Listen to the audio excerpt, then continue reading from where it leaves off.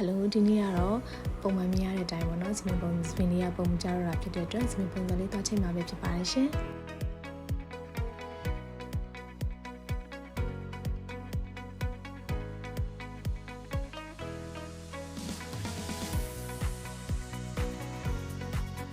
ဒီနေရာလေးကကြတော့စပင်ကိုချုပ်စီမထည့်ရသေးတဲ့ပုံလေးပေါ့နော်ဒါပေမဲ့အရင်သဘောကျလို့ဆိုပြီးတော့မှပုံလေးရယူထားလိုက်တယ်အရင်ကြိုက်တယ်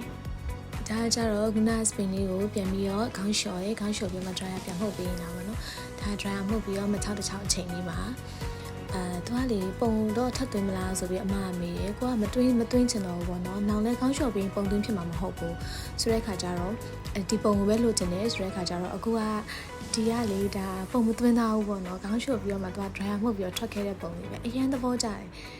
စပင်ကိုဘေးဆောင်လေးခွဲရင်ပိုပြီးလာရဲဆိုလို့ဘေးဆောင်လေးခွဲပြီးတော့မှထပ်ပြီးတော့ဖြူရိုက်ထားတော့ကိုကစပင်ပါတဲ့သူဆိုတဲ့ခါကျတော့ဒီရာလေးကိုသဘောကျရဲပေါ့နော်ကိုကနေကိုမှန်ချီလို့မဝဖြစ်နေပြီးရဲ့ခါကျတော့ဒါကြတော့နောက်တစ်နေ့မှာပေါ့နော်နောက်တစ်နေ့မှာကောင်းပြီးတော့မှရိုက်ထားတဲ့ပုံလေးပါပုံလေးမသွင်းတော့ဒီတိုင်းပြီးနေပဲဖိထားလိုက်တယ်ပေါ့ဆိုတော့အဆင်ပြေရဲ့သဘောကျတယ်ဒါကတော့ဒီစပင်လောက်တဲ့အမရဲ့ဆိုင်နေလေးပဲဖြစ်ပါတယ်အဆုံးလေးချစ်ပြီးလို့ကျေးဇူးတင်ပါတယ်ရှင်